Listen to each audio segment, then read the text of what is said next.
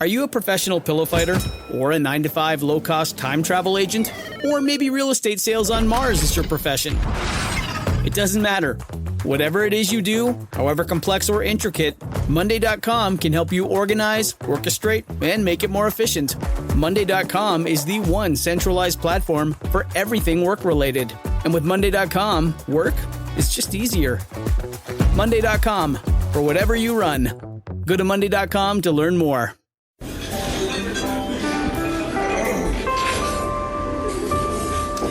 Well, I don't see the point in waiting any longer, so let's bring her out. The star attraction, the one you came to see. Ladies and gentlemen, the one, the only, Miss Judy Gold. Welcome back to part 2 with Sue Kolinsky. You're listening to Kill Me Now. Karen Bergerin's still in the room because we never stopped taping. Remember, Karen? Oh, yes. But this is part 2 of Sue Kolinsky, the fucking greatest person in the entire world. What was your first writing job? My first writing job. And how did you get in? How did you say, I can't do this shit anymore? My first writing gig was Brotherly Love. Like TV writing gig? Right. My friend Nicole, I don't know if you know Nicole. You know Nicole of Real, my writing partner. Oh, she was my writing partner for years. How is she? She's great. Say hi. She's great. Nicole was a waitress at Stand Up New York. Mm-hmm. She was an ex-dancer. She was an actress, and she always had a gift for writing. And when I moved out to L.A., she had already been living out here, and it was one of those kind of situations where I used to see her at Stand Up New York all the time when I worked there, and I loved her, but we never hung out outside the club. Right. So it was like you were my waitress friend, basically. Right. So when she found out that I was living in LA, she looked me up and we got together, and I was at the point in my stand-up career where I just felt like I wasn't going to be Roseanne. No one was going to develop a show for me. So I got to really start thinking about what I'm going to do with my career. I didn't want to be on the road anymore. I was on the road a lot. I was in a relationship with Ken. We had a dog. I just wanted to be home. Right. So Nicole suggested that we, write a spec script.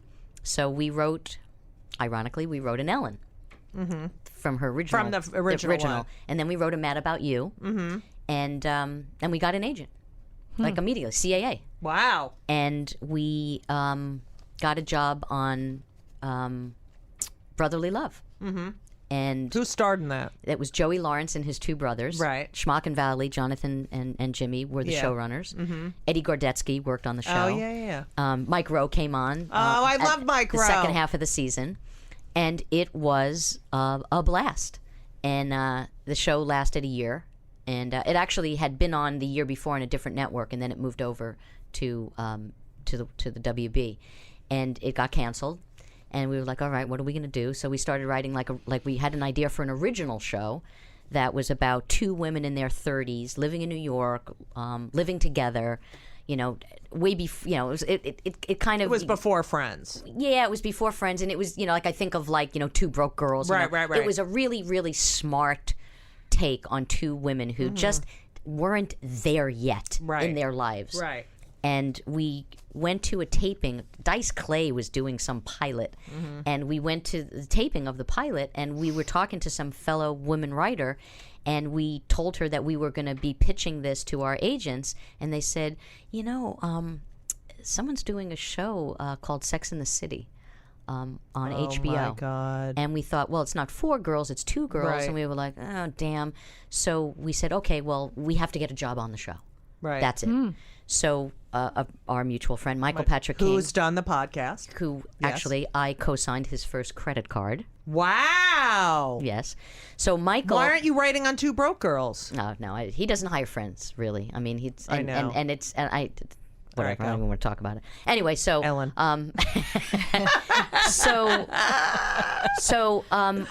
We said to our agent, can you get us a meeting with Michael and Darren? And, I didn't know Darren Star. And they said, they're not hiring anybody. And they were like... And I was like, well, just get us a meeting. And they said, well, they're not hiring anybody. So I was like, just get us a meeting. I know Michael Patrick King. Right. So they she just wouldn't get us a meeting. So I called up Caroline Strauss, who was a big executive at HBO. Carolyn Strauss, who was a big executive at HBO. And I said to Carolyn, you got to get us a meeting with Michael. And she says, they're really not hiring anybody. And I said, Carolyn, it's me. Get me a fucking meeting. So she gets us a meeting. And, you know, we walk in. And in our spec scripts, we wrote a Larry Sanders that was really, really funny. And we had a great meeting with Michael and Darren. And on the way out, Michael asks, just throwing it out here, what do you think of anal sex? And I said, only if Quaaludes are involved. And he and Darren laughed so hard, and we got the job. No way! And we wrote on the show the first season. That's great. Judy Toll wrote on that show. She wrote on it later, and Nicole and I split up. I came to New York and did a radio show here. Right. And 2 seasons later, it wasn't only sports with Steve Mason, but it was kind of everything. Right. How is Steve Mason? He's great. Oh, tell him I said hi. He's gonna I love him. He's gonna love that I saw you. Oh, I love him. Go. And Nicole went back 2 seasons later and by herself, and that's when she worked with Judy Toll. But it was great. I mean, that was great. That's a fucking great story. Okay, so you have then written. Can you tell us all the shows you've written on? Go. I didn't write on many. Right, but you've but written. Then I got into reality TV. Right. So after that whole thing happened with Sex and the City, Nicole and I broke up, and I was sad when we broke up. Was that sad? Yeah, it was sad. She wanted to write by herself, and I was like, okay. And I Ellen. took it personally. Oh God, I need a safe. I need a safe word. I know. Or a sound effect. All right. Sorry. So yeah, go ahead. So Steve Mason, who I love. Now, what is he doing now? He has a great radio show on ESPN LA. In LA, obviously. Yeah. And he's great. And his partner I know forever. Okay. So I, as a comic, and because I was still doing stand-up at the time, I just wasn't doing it as much. Right. I used to get invited, because I play golf, I used to get invited to these celebrity golf tournaments. So Kenny and I would go, and Alan Havey, and then Samuel Jackson and Sylvester Stallone, all these huge celebrities. Bill Gates would go, right. And it was in Seattle. Richard Karn from Home Improvement. Yes, his mother had cancer, so he put this whole thing together, and it was so much fun. So I did it for 5 years or whatever. And a lot of times I'd bring a friend. So Nicole came with me, and a Toll would go, and anyway, so. They expanded it from a weekend to a week, and a side, and you only had to do one night of comedy, and then you got everything for free. Right. You got great hotel, you got per diem. Right. They expanded it a week, and they added a softball game, and they invited Kathy Ladman, and I to go up to the booth and do play-by-play with Mark Harmon and Steve Mason, and I didn't know Steve. This is the first time I met him. Right. So the next morning... Didn't you say, I want to play softball? All right, go ahead. Well, that was actually when Leifer and I used to go on vacation. Mm-hmm. This was like the gay detector when we would check into our room. Yeah. Because they would say, do you want a double bed or a single bed? Or, and then they would say, will you be playing softball with us this week? That was Carol's detector. So Kathy and I had a great time, and we had so much fun with Steve. Well, I see him later at the hotel, and he says, "You want to do my radio show in the morning?" And I looked at him and I said, "Who canceled?" Because the people that were there, Samuel Jackson, all those people, and I said, "You don't want me." And he says, "No, I really want you to do the show." And I said, "You're so full of shit," and I'll do because you had to get up at 4:30 in the morning, and I'll do it, and I'll do it. So. I go on the show, and at one point he asks me if I have a trivia question. Mm-hmm. So I was like, sure. So the question was something like which relief pitcher on the Dodgers had which closer on the Dodgers had the most saves.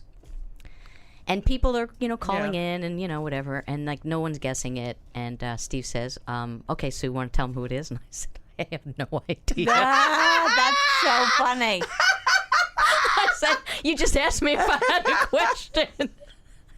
So that became like a running joke. And then he started to invite me on the show all the time. Right. And I started to come on Fridays, and I did a segment and he called me Crazy Sue. So I was Right. Crazy Sue Kolinsky, and it was a trivia question that I would always have. And but I'd stay on, and he would ask me what's going on in my life or whatever. Now, no matter where I was, I would always have to be available at 3:00 on a Friday. Right. So sometimes I would be golfing, Right, and I'd right. be with a foursome of people I Right. didn't know, and I'd say, "You guys tee off. I have to call right. into the show," and then. They would, then it was time for me to hit. And I was Right. like, all right, well, I'm golfing. All right, I'm going to put this guy Joe on the phone. So Joe would talk to him, and I heard the guy say, "She's really not good." I was like, I can't believe you're telling him I'm a bad golfer. Anyway, so I did it for a couple of years, and it was really, really fun. And anyway, so then what did I do? So and then I got into reality TV. I came back from New York after I did the radio show, actually. I Right. came back from New York, and Kenny and I split up, and it was really horrible. And what am I going to do with my career? And Leifer actually turned me on to some guy who was doing a lot of reality stuff. It was Cheating Spouses Caught on Tape 2. And you were just writing copy, Right. And And you knew about it because of Kenny. yeah, really. It was such a perfect job to have Right. at that moment. And anyway, he asked Carol if she wanted to do it. She didn't want to do it, so I got the job. And probably the greatest thing that I wrote, because they gave you a lot of freedom Right. with the copy.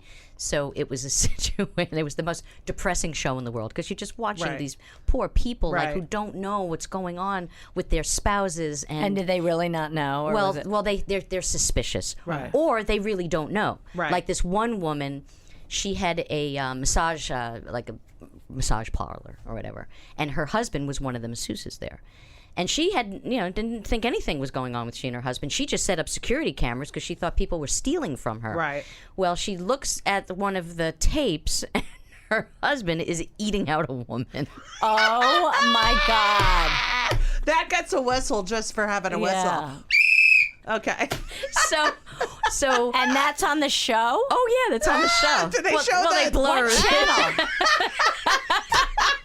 Oh my God. Talk about a happy ending. Oh, baby.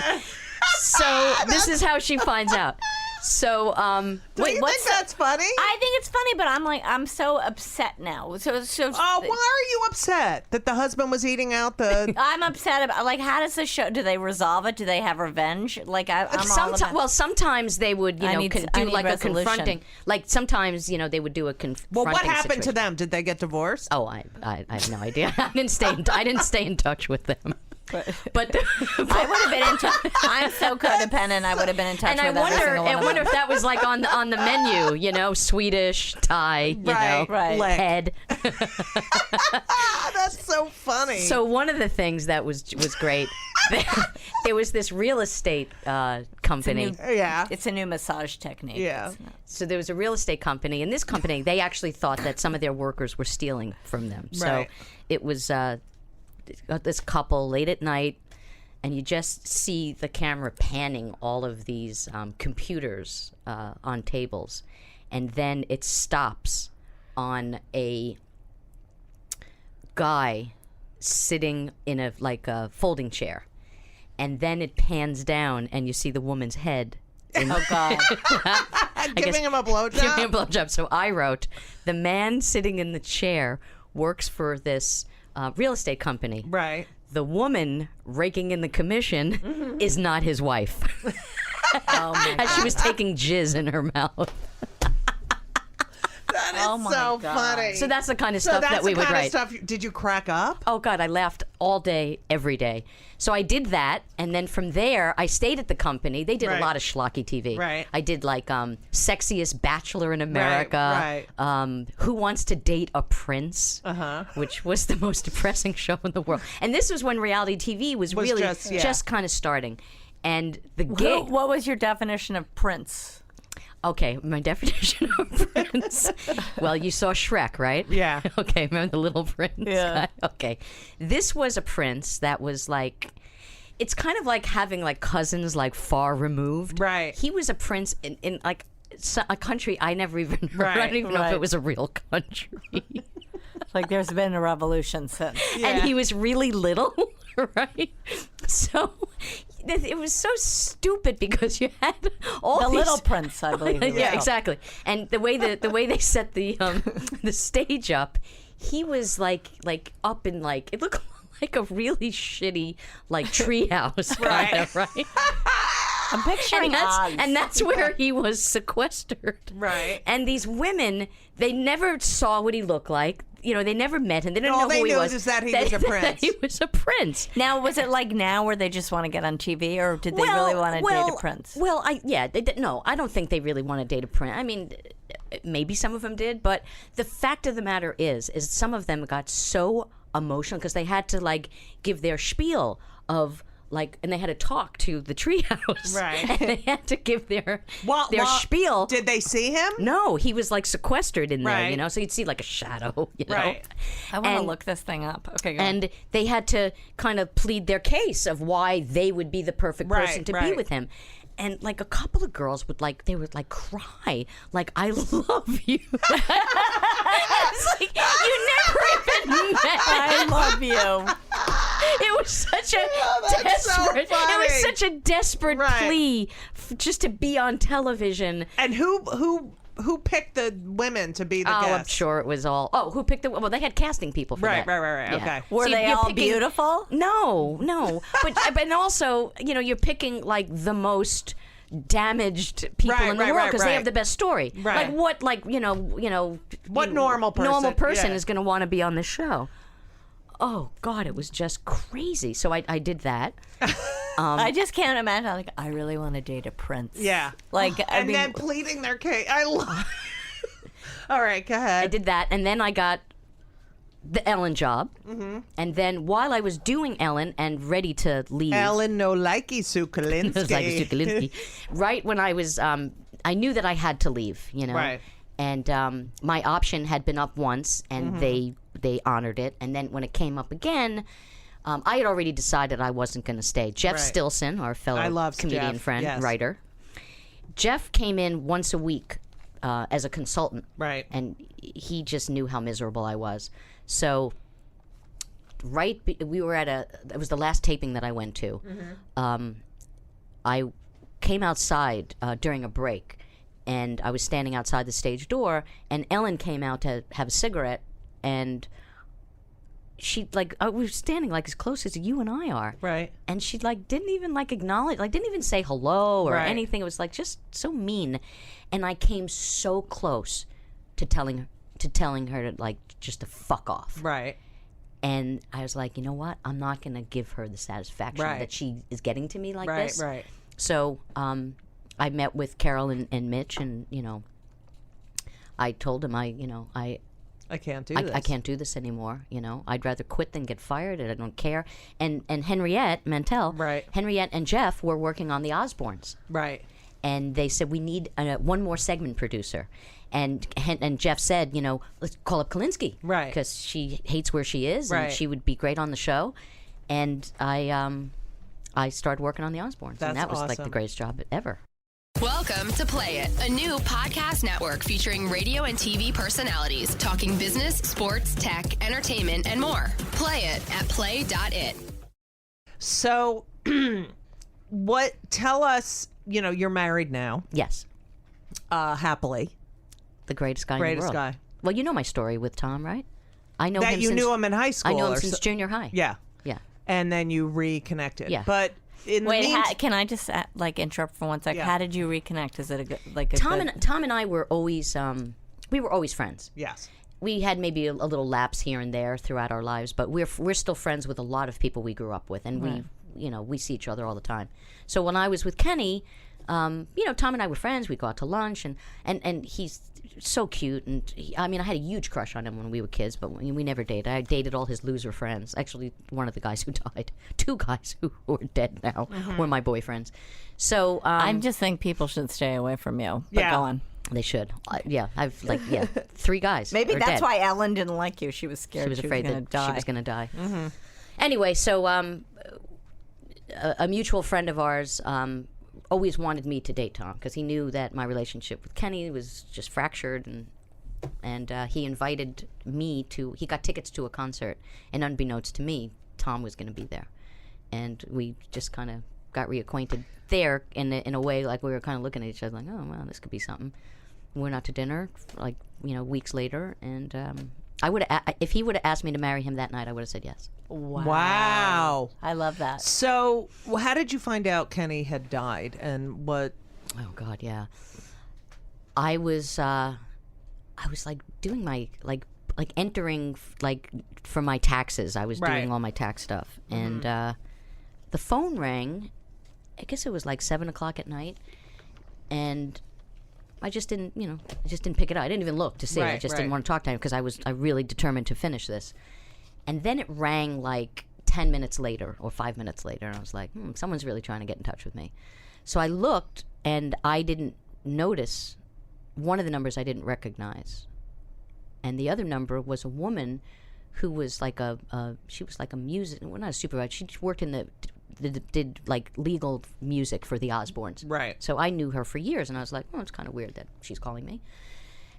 And so I listened to her message first, and she said Leah Kolinsky, who was a comic that we knew from New York, who I really wasn't very close with at all, is trying to get in touch with you. And I thought, and I don't know why, but I automatically thought something happened to Ken, because I thought to myself, what connection do I have To Leah to Kolinsky. Leah? Why would she be calling me?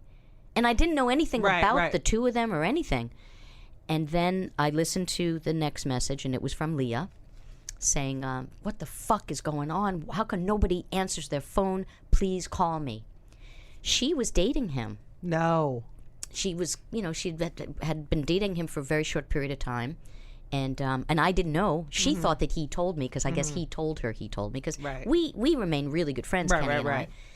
And she had a date with him that night. They were going to see Lou DiMaggio do Jeff Garland's, he does that improv and then comedy. So, and Kenny didn't pick her up. He was supposed to. What year is this? 2009. Okay, I'm sorry. Okay, go on. So she thought it was, here we go, typical Ken, getting, cold feet. He's not picking me up. He's not calling me. And she was like really angry. So she called him back, never answered his phone. She's like, fuck this. So she drove to his house. And she pulled up, and all the lights were out, and it was night. And I didn't realize this because he actually lived next door to Monica Piper, ironically. Wow. So, a lot of times when I go to see Monica, if Ken's car was in the driveway, I'd pop by and say hello. But I guess he used to put his car in his driveway, so I had no idea. And so she said, I'll just kind of take a look. And she looked in the driveway, and his car was, I'm sorry, not in the driveway, in the garage. So his car was in the garage. And she was like, this is suspicious. So she called 911, and they came. And they found him on the couch, dead. And so she, called me, but you'll appreciate this. So a lot of people didn't know Leah and who she was, and she was dating Kenny. And so the next day, a group of us gathered, like, what was that movie with Kevin Kline? Oh, yeah, Big Chill. The Big Chill. So it was like the Big Chill at this friend's house. And we're all sitting around the table, telling stories about Ken or whatever. And I just looked at Leah and I said, "You're Meg Tilly." Oh my God. And what'd she say? She laughed. Everybody laughed, And I said, Kenny's definitely laughing at this. How old was he when he... He was 52. Oh my God. And they said his heart just stopped. Wow. Yeah. He had no pain, nothing, no... No, I mean... That is so God. sad. It was really sad. It was so sad. I'm so sorry. I have didn't to go know to the that's how this cardiologist. part. Did you know Kenny? I didn't, and did. and now I feel horrible because I feel like I might have said some like snotty things. I didn't realize that's how the story was going to go. I was like, "Where is he now?" Oh It's no, fine. no. But she's very happily married snot to away. Tom. Yes, Tom's great. I often talk about on the show what it was like to go on the road when we had no computers, there were no Starbucks, there was nothing. And these young kids, not Karen, but they just don't know. I have PTSD. Do you have PTSD. Like, I have PTSD from some of the gigs, like the one where you went to Buffalo and Niagara Falls and stayed in that shitty. Like, I'd be away for so long, and there was no way to communicate with anyone. Yeah, it was, but you just didn't know any different. Right. So you just did it and lived it. And if I think about it now, it makes me nauseous and sick. And I just, and I also think of maybe the accommodations aren't, great in some places, but I think of some of the accommodations. Like, did you ever work the comic strip in Florida? The condo, was there? It was condo? a house. It was a house. Yeah, it was a house. Mm-hmm. Like someone shit in the pool. Right. I remember that. In yes. the pool. But I remember I worked there with Kenny once. Yeah. And we're lying in bed. And I said, "Is that your foot?" And he said, "No." And I was like, "Okay." And I jumped out of the bed, and they had those palmetto bugs. Oh, God, I would have fucking killed myself. We went to a hotel. I couldn't stay there. It was just disgusting. Oh, my God, that's so really, gross. I had a love-hate relationship with the road, like later on, but I loved it. I had so much fun, especially, when I wasn't in a relationship as well. I had no ties to anybody. I mean, I didn't, I only slept with one person on the road. Who? No, it wasn't a comic. I worked in, where was it? I think it was Oklahoma. Uh-huh. And I worked with Kevin Nealon. Uh-huh. He was the headliner. And Carrie Otis? Yes. Okay. Carrie was the middle act, and I was, the MC. And there was a guy at this bar who was really handsome, and he was just hanging around. Right. And I shoot pool. I'm a pretty good pool player. Right. And he's watching me, like, run the table, and, he's like, oh, my God. And he had seen the show. And so we start talking, and then we invited, some of the staff, which, like, they weren't really supposed to come back to the house with you, That was, like, the rule. So they snuck back into the house we were staying at, and he came back, and he, like, wanted to stay. And I really wanted him to stay, too. But I said to him, look, no one could know that I'm sleeping with you because I can't have a reputation as being like loose on the road. A guy, it doesn't matter. This can't be me. Right. So he had to wait for everybody to go to bed, and then I had to kick him out early in the morning. I said, you have to leave before anybody gets up. And he really wanted to have a relationship with me, and I was like, no. I gotta get the 8-ball in the side pocket. Shut the fuck up. Exactly. Put your stick away. Get it away. I'm gonna put some chalk on the end, and you can go fuck yourself with it. Okay. Right. Not even the bridge. You cannot bridge to me. Now, you are a woman. You're like my age-ish, and you're a older writer. And can you talk about the ageism in the writing? I mean, it's I don't like write on shows anymore. Right. I mean, what I've been doing of late. I mean, the last thing that I actually just finished on Friday is a softly scripted, kind of like a Curbish type of show. And I don't. On what network? It's on the Pop Network. It's not going to air until April, and it was called Hollywood Darlings, but now it's probably going to be Still Got It. And I didn't get it. I didn't get a part on it because you weren't a '90s star. Yes, I was. Actually, if you were if there was something for you, you would have been on the show for sure. Okay. So it's a group of ex-90s child stars, and now they're in their 30s, and they're playing versions of themselves, like Larry, does, and so it's Jodie Sweetin from Full House, and Beverly Mitchell from Seventh Heaven, and this woman Christine Lakin from Step by Step, and it's really, really fun. And they're like I said, they're playing heightened versions of themselves. They're all friends, really. Right. It's not reality. It's not like we're following them around. They're all What does Beverly Mitchell say about that perverted? She doesn't talk about it. Oh. Nah, she doesn't talk about it. It's very upsetting, actually. It is. You know what? I always I have to say I Stephen Collins, who was the father. Oh, right. I remember thinking like as a grown-up watching that show and being like, oh my God, that family's so great. He's so I found him so appealing. He was so handsome. So handsome. What a fucking asshole. And I was like, yeah. And then it's like he ruined it, Oh God, he ruined it. Yeah. Right. Duh. Will you ever move back to New York? No. I love coming here. You know, I kind of I'm like a little kid. You know, like when I'm Right. flying in. You know, I'm just like I got like that Right. nervous in my stomach. Right, right. Is your husband in show business? No, that's the greatest thing. When we first started dating, he thought that I wasn't gonna want to go out with him because he wasn't in in- showbiz. And I looked at him and I said, "It's your greatest asset." I love. And then did you blow him? I waited a little bit. Did you get a massage and then? All right. Anyway. All right. So there are certain questions we ask every guest. Okay.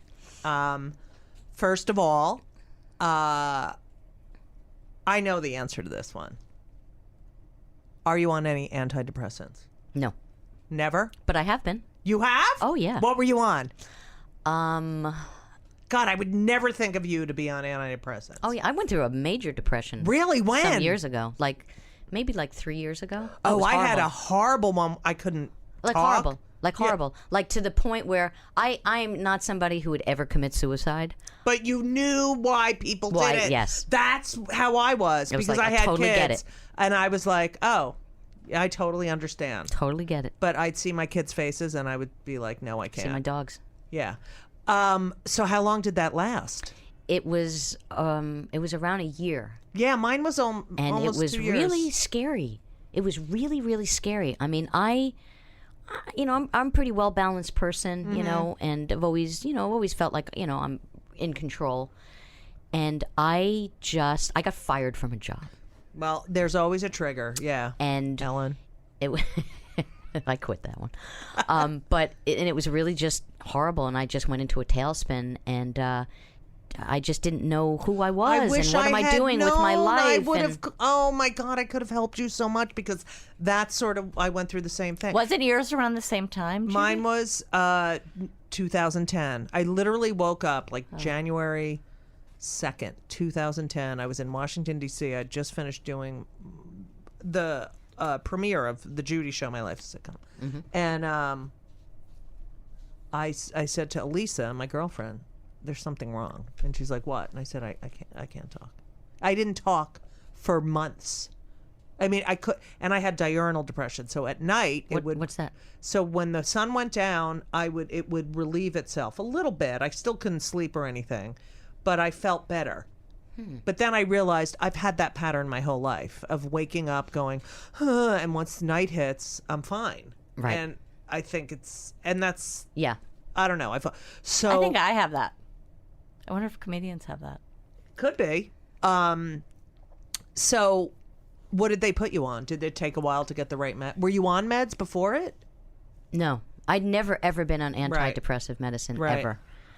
It was kind of interesting. I went to see a therapist who I had seen when the last time I broke up with Kenny, the final time, and she really helped me. Like, because I had been to other therapists, and I actually went to her when Kenny and I had broken up another time. But this was it. I knew that this was Right. it, and I really had to move on now. Right. And she helped me through the most difficult period of my life. So I called her What up. year was this?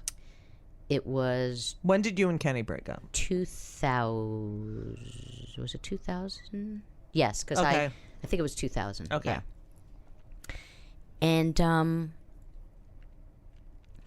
And anyway, so after I got fired, I just Are you telling us what job it was?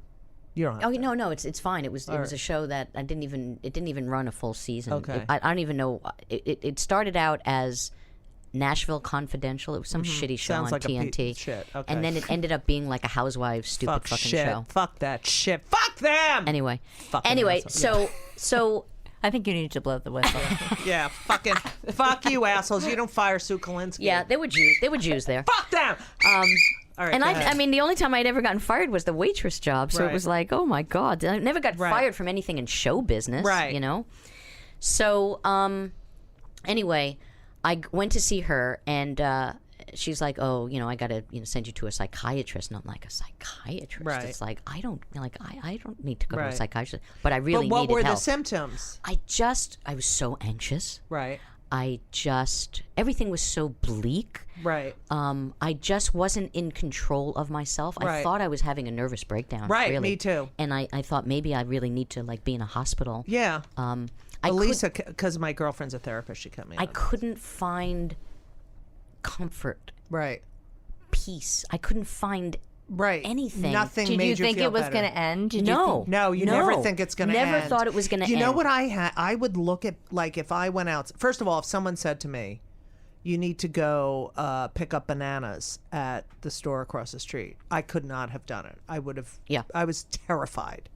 But the one thing I remember, if I ever went out, like I would go out to go to therapy, I would look at people on the street going, are you like this? Or do you know? Like, I kept. It's funny because you know what I used to say to myself? I used to see people on the street and think, I don't know anything about your life, Right. but I want to be you. Exactly. How does it feel? I used to think, like, how does it feel to not be like this? How does it feel to not be like this? Like, what do you do? You know, and I just, every single person I walked by, I'd be like, do you, you know, like, it was Like, are you hard. feeling what I'm feeling and just hiding it? And how do you function? And yeah.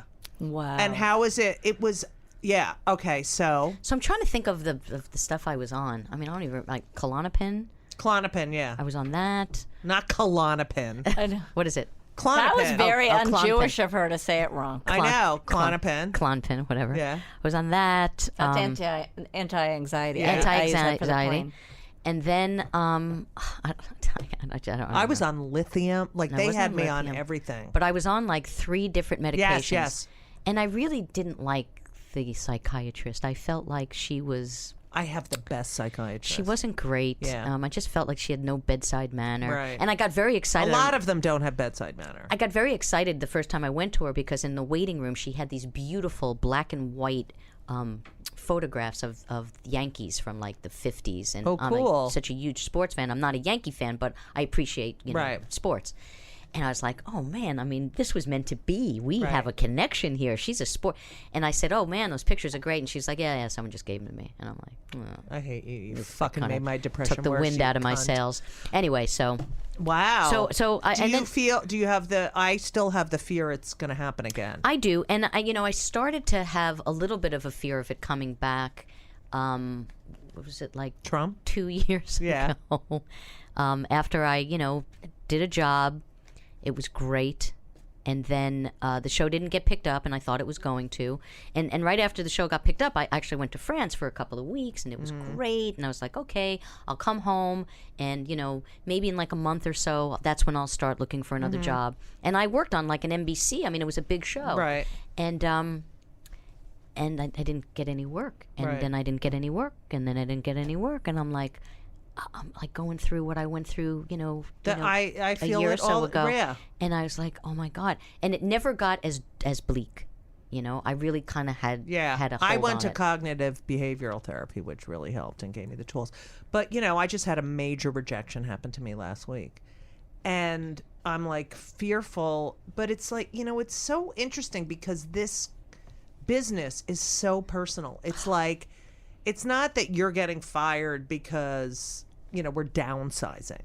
It's like, I don't like you. I don't think you're funny. I don't think you're doing a good job. Yeah, I don't think you're talented. I don't think and it's like, fuck you. You fucking piece of shit. You have no idea, how hard I work. And it's like, the validation, the fact that we need validation from an outside source. Constantly. Yes. Yeah, it's so fucked up. Okay. The other question we have is, what pisses you off the most? Like, what just fucking pisses you off? Like, makes you fucking crazy? Like, the one thing. When I'm driving in my car, which I'm in a lot in Los Angeles, Right. and someone wants to get in, Yeah. and I let them in, Yeah. and I don't get the courtesy wave, Fuck them. Now, what do you do at that point? I scream. I'm like, what the fuck? I'm like, seriously? Do you do the beep? No, Do you do I don't beep. But I'm like, no courtesy wave? Do they- Stilson has a do big they thing know? with that. Who does? Stilson. I Big, fucking big. hate that too. It's just so rude. It's like, you did them a fucking Right. favor. And how fucking I grew up in New Jersey. New Jersey drivers, you could have a fucking like guy raping you, another one with a gun to your head, and another one stabbing your back, and you'd be like, "Can I just get in there? I have to go to the hospital," and they'd be Right. like, "No, No. sorry." Oh well, one time this is the Right. holy grail of cuntiness. Right. Okay, I was trying to get on the freeway, and I'm merging. I'm on the on ramp, and there was no more room. I mean, Right. I'm going to go over the side if someone doesn't let me in, right? And there was a lot of traffic. Right. And this young woman, I was like, and I actually mouthed, "Can I get in?" Right. And she looked at me and said, "No." Oh my God. You fucking cunt. And I looked at her. I was like incredulous. I was like, no, "You actually just said no, Right, Like you're right. not like I have nowhere to go, Right. And I almost got out of the car because there was so much traffic. Right. No one was going anywhere. Right. I almost got out of the car and pounded on her window, Right. and cursed her out. What kept you from not doing it? Just like something, like you know, saw the just, end. You just don't know with Right. people, delusional. Right. I always Right. think Take I'm out going a to get gun. killed. Take out a gun and I shoot do. you. I've done things where I'm like, "Oh shit, I'm gonna get," but that really does piss me off. My husband is kind of like Sue. Do you have road rage? Because I have really bad road rage. Sometimes, but I'm not as bad. And it's funny because my husband would be like, "Calm down," but he gets crazy sometimes when You know people what do I stupid fucking things. hate? You're in the fast lane, and someone's going like 60 miles an hour, and everyone is passing you. Yeah. Everyone is passing you. Everyone is going out of their way to fucking get past you. And I think I'm gonna get to them. I'm gonna flash. I'll Yeah. just do a couple they'll move over for me, Right. and they don't. And you're like, "What the fuck? Have you noticed every fucking person is fucking passing you?" I have a really difficult time with people who've been living on this planet long enough to know. Just to know. Right. Like you were saying, you don't drive 40 miles an hour In the fucking in the fast the fast lane. You just don't. You motherfucker. I just think there's this whole population that's completely oblivious and doesn't think, has no ability to see outside themselves. But I even think way before we had outside, distractions with phones and people No, doing shit. that's what I'm saying. You Like, they're just in in their general. head. Yeah, they're just so yeah. in their own head, and it doesn't occur to them. It's like a narcissism thing. It's like they're not thinking. Everyone's like any woman who to this day would flush a tampon holder down the toilet. It's like, really? Do we need this sign in the Right. bathroom anymore? Right. Don't you know not to do What this? about the people who don't flush the toilet at all? Oh my God! Or they pee on the fucking seat. I don't get it. You fucking asshole! It's like, what's Yeah. wrong with you? Do you do and this then at walk home? out. I What know. about they walk out and you're Right. walking in? You're like, Well, the don't only you thing- want to open the door and go? You just fucking peed all over the seat. right, You're like there's no all right. right. Well, the people who pee on the seat but do flush the toilet, the only thing I can think of is that they don't turn around and they do something with their leg, Right. Like they flush Right. from behind. Because how do you Or This- the but flush, turn around, or see the it. flush comes flushes. up. Flush Or- flushes. yeah. No, but where they've totally stood up, Yes. they didn't use the seat I covers, hate that. and they peed on the seat. There's no way. I don't understand. And if stands they are, up? but who actually turns around, flushes, sees all the pee on the seat, and thinks that's fine, that's okay. I don't need to just do think, anything. Like I don't get it. But I think that these people are so. Why do women stand and pee? Like, what the fuck? Well, I have to tell you what I did recently. What? I did not do stand up for 10 years. Yeah. And I did it When?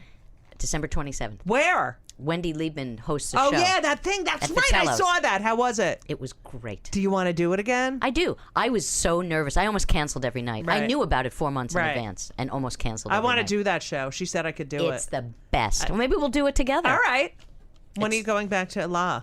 Thursday. Oh, I love you. I love you. All right. Anyway, so I could talk to you. I mean, literally, I could go on for another 2 hours. I know. I could love too. you. I love you too. I love you. I will always I fucking love you. I fucking love I you. fucking love you. I miss you a lot. I know. I miss you too, and I feel like we could play tennis and stuff. Okay, when I come back, I'm not kidding. Okay. All right. Thank you to Karen Bergreen. Thank you, Karen, and great to see you. It's great to see you. We discovered that we knew each other from years ago. Wow. The Toyota Comedy Festival, is that what it was? Was that at the massage parlor where you were I think it was. eating her out? Patrick, thank you for not saying a fucking word this entire time. I don't want to interrupt. No, I'm kidding. But Sue Kolinsky, where can people find you? At Sue Kolinsky? Actually, I have a podcast, a Oh, sports right. podcast. That's right. It's the Sue and Sal Show, and Right. that is on UBN Radio or iHeartRadio. Right. And I have a blog, a sports blog, Sue'sGotGame.com. God, you're the real deal. with Yeah, she sports. really is. Sue, I fucking love you. Fucking love you. And as we always say at the end of Kill Me Now, so long! And everything was wonderful. I'll see you soon. Thank you for the visit. So long.